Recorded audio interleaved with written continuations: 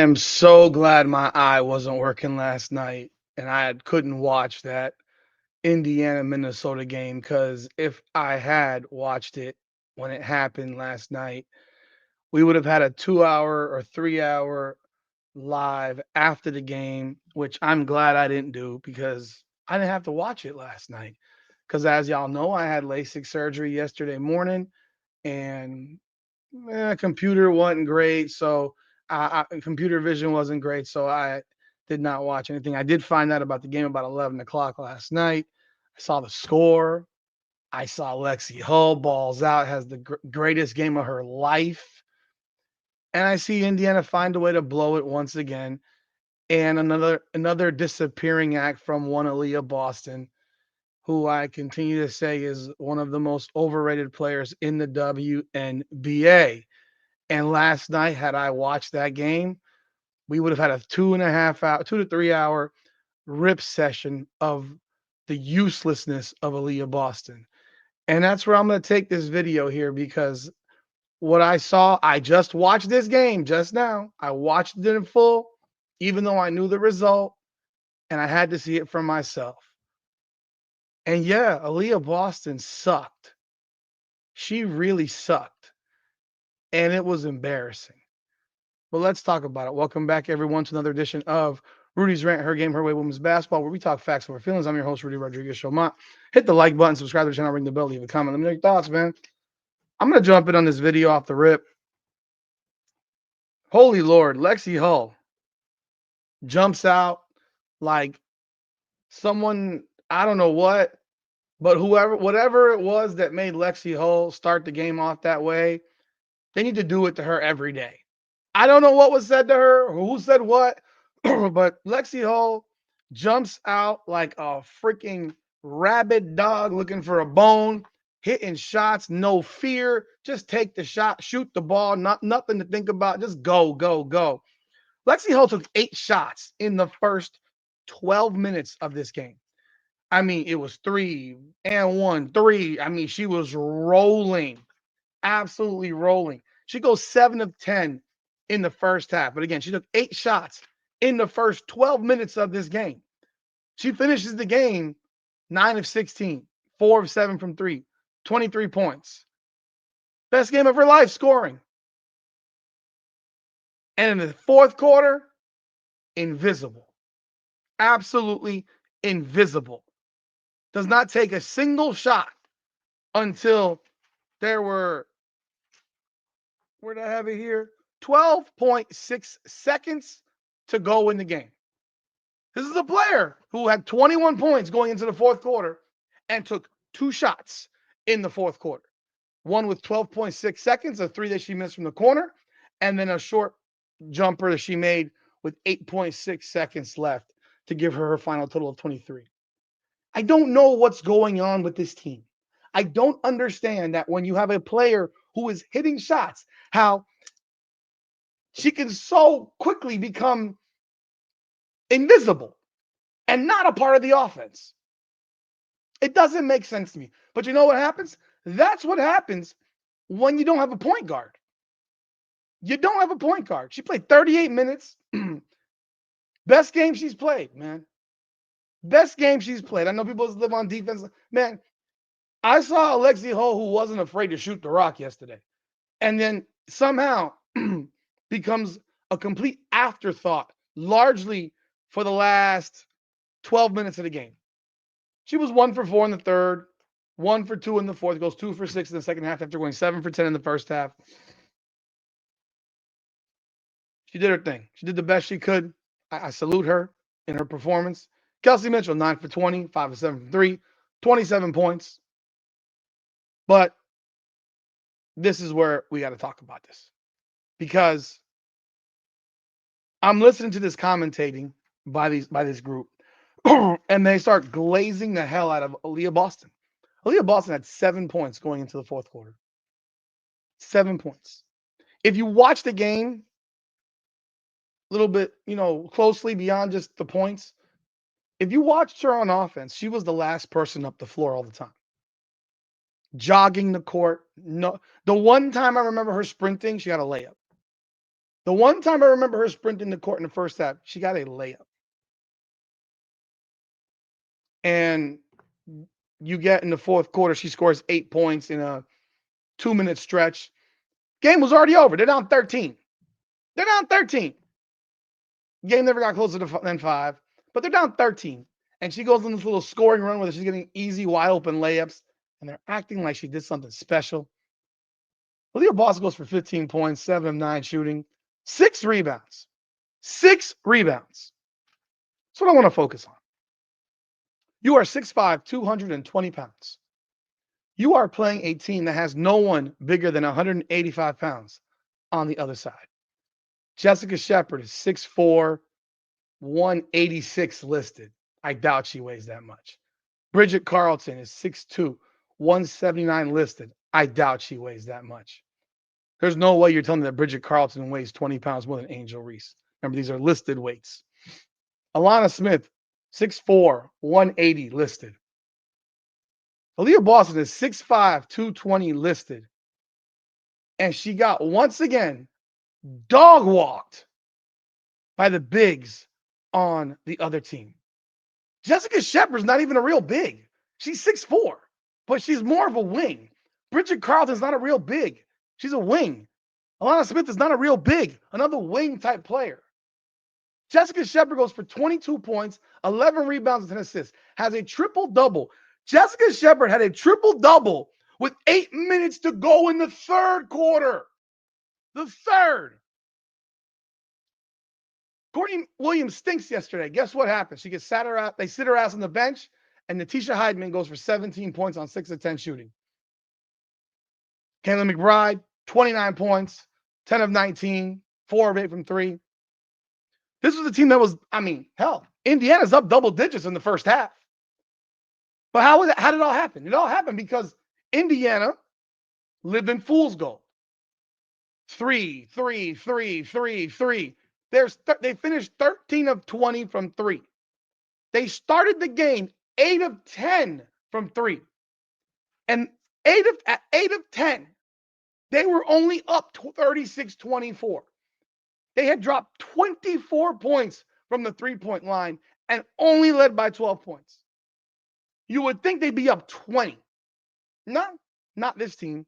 No, because they get skull drug on the glass by a team that's smaller than them. Aliyah Boston, 6 boards. Natasha Howard, 4 boards. They get out rebounded 30-23, offensive boards 9-4. At one point, it was 11-1 on second chance points for Minnesota in the first half. That's why this game was still close, because Indiana can't box out. Because Indiana's big, who's 6'5", 220, can't grab a rebound. Can't grab a freaking rebound over players that are half her size, that she outweighs by 30, 40, 50 pounds. Because she's always so slow to the ball. Because she's not running the floor. Go watch the game. If you don't believe me, go watch the game again. Go watch how many times Aliyah Boston is at half court and the damn ball is at the three-point line. And she's the last person down the floor. The last person down. Over and over and over and over again. One point, teams were shooting 58 and 56% from the field. That defense that Stephanie White talks about, her calling card, Minnesota shot 55.9% from the field. From the field. You can't make this up. Indiana shoots 54.8% from the field and loses. In fact, at one point, they're shooting 55%, 54%, and they're down double digits themselves going into the fourth quarter because their defense was so ungodly bad. The defense was so bad. Aliyah Boston, invisible. No shows the game. And I heard at one point, the commentators,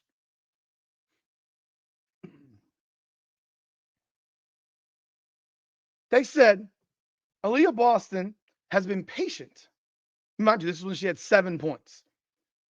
And then she scored a couple. Has been patient and has waited for the opportunities. That she didn't force anything. Folks, when you got a 6'5" big who's 220 and the biggest player on the other side weighs 180, the ball should be going to that big every single time down the floor. Oh, my bad. Well, the big ain't running the floor, so it can't go into her because she doesn't run the floor. Hard to get the ball into the big when the big is at half court and the ball's already at the 3-point line. This was a coaching abomination again, once again from Stephanie White. Completely outcoached by Cheryl Reeve. You're up 2 at the half. You should be up double digits because you're shooting the lights out. But oh shit, your defense stinks, so they're shooting lights out too. Defensively, the team stunk across the board. I watched it all game. I watched the play where Kelsey Mitchell is guarding Kayla McBride. And Aliyah Boston doesn't go all the way out to stop McBride off of a screen. She like fakes and McBride gets all the way to the rim. You're sitting here like, and Kelsey Mitchell's literally shoving her to get out there. And she doesn't get out there. This is just lazy. It's lazy shit. It's the never-ending laziness of Aliyah Boston. And people may not like it. People are going to be lied to. She had 15 points. Bro, she had 7 points with 4 minutes to go in the game. They're down 13. She had 7 points with 4 minutes to go in the game.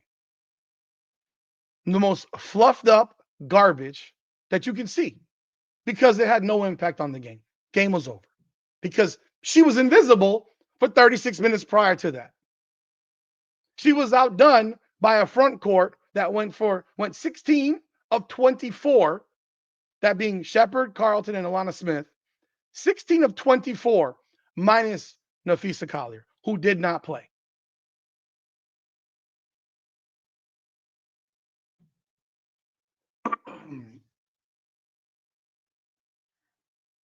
You're watching a lineup out there in the last couple minutes with Aliyah Boston, Damaris Dantas, Shea Petty, Lexi Hull, and Kelsey Mitchell. Why is Damaris Dantas on the floor in the final 3 minutes of the game? Why is she face guarding Kayla McBride 30 feet from the basket? Why is your 6'3" power forward guarding their shooting guard 30 feet from the rim? I get it. She was hitting shots. But why is Damaris Dantas out there? Why is Damaris Dantas even in this game? A game where you're being out athleted all throughout the floor, all throughout the game, and your best athlete is sitting on the bench in Michaela Timpson. She plays 3 minutes. Brianna Turner plays 21 minutes. Remember, it was Brianna Turner who had this massive impact defensively. Brianna Turner had another game where she played 21 minutes and took 0 shots. 0 shots. 21 minutes, 0 shots. 5 rebounds, 4 assists, 1 turnover. And when she's out there, they're -6. I don't care about that shit. That doesn't matter to me, but just pointing it out. Because then Dantas plays 10 minutes. She goes 1 of 2, has 3 points. Howard plays 20 minutes, 3 of 6. I don't know why she played so little. Maybe it's because of the foul trouble. I have no idea. I watched the game. She's not in the game. Shea Petty is brand new. She plays 22 minutes, goes 3 of 4, hits her first 3 threes, takes 1 shot the rest of the game, finishes with 10 points. The Fever shot 65% from 3. 65% from 3.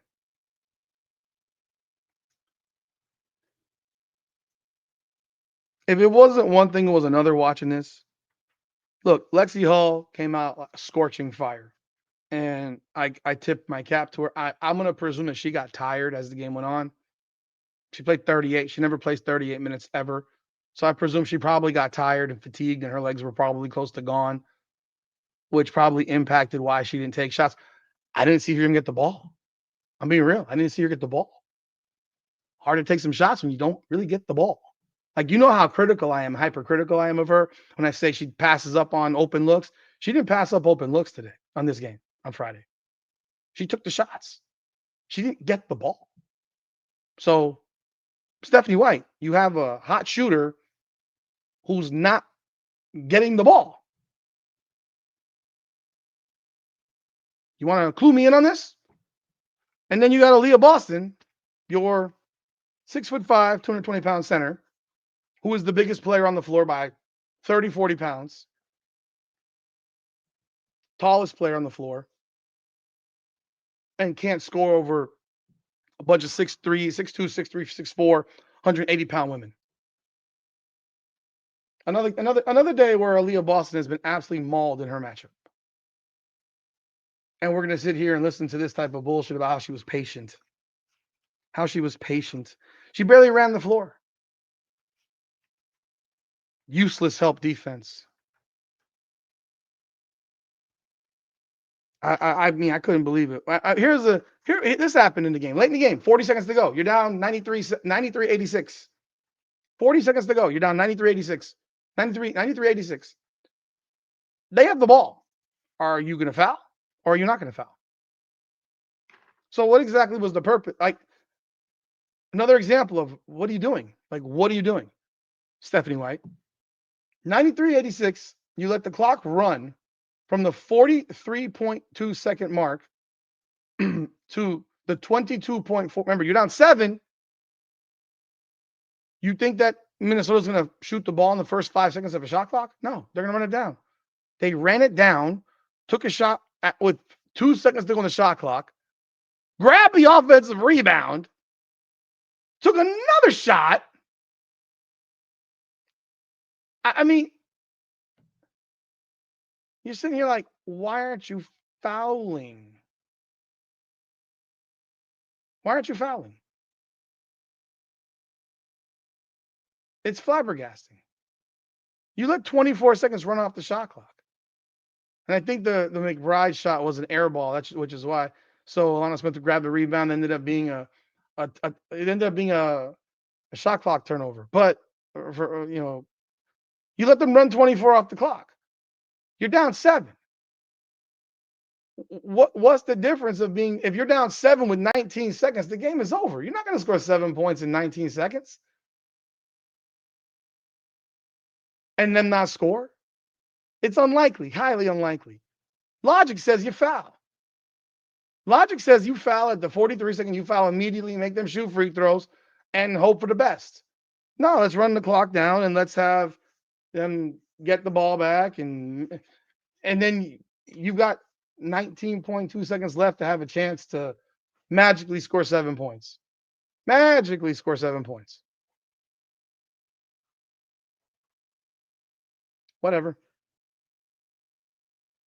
This is the team that you watch. I can't watch this shit anymore. I'm done. I'm done. I'm done watching this. I have no interest. I have no interest in watching this anymore.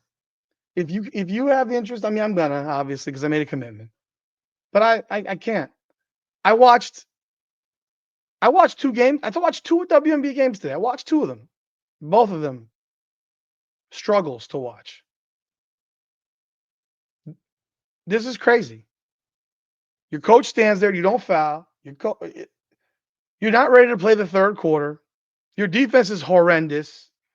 And your top 3 big in the league gets beat up by a bunch of people half her size. Gets out rebounded by people half her size. And then scores 8 fluffy points and people, oh, she had 15. You can take that 15 and you can shove it where the sun don't shine. Because when the shit mattered, they're down 13 and she had 7. Aliyah Boston, once again, completely fucking useless. Completely fucking invisible. Again, I salute Lexi Hall. I salute Kelsey Mitchell. I even salute Shea Petty, brand new player. Comes off, puts up 10. Good job. Defense, Stephanie White, where are you at? Post position, post presence. Aliyah Boston, where you at? This is without Nafisa Collier. You lost at home without Nafisa Collier. And you played offensively as a team as good as humanly possible. Third quarter was a mess, but you scored 90 points. You shot 55% from the field. You shot 65% from three, but you got punked on the glass. And you gave up 56% from the field. Bro, this team is going to be lucky if they make the playoffs. At this point, it'll be somehow they're still sitting at 6. Seattle's at 19-18, Golden State's at 18-18, Indiana's 19-17. Well, Indiana will be 19-18 tomorrow after they lose to Minnesota at Minnesota. So they'll be 19-18. They are this close from not making these playoffs. The Sparks are 17-18. You already know they have they already have that head-to-head matchup. Golden State has the head-to-head. I don't know if Seattle does or not. I don't think Seattle does. That's the only saving grace for Indiana is that Seattle doesn't. Look where the Liberty have fallen to 5th. The Dream are now sitting at 2nd. The Aces have won 10 straight. They're at 3rd. Phoenix is at 4th. This team is gonna need some type of miracle to freaking make the playoffs.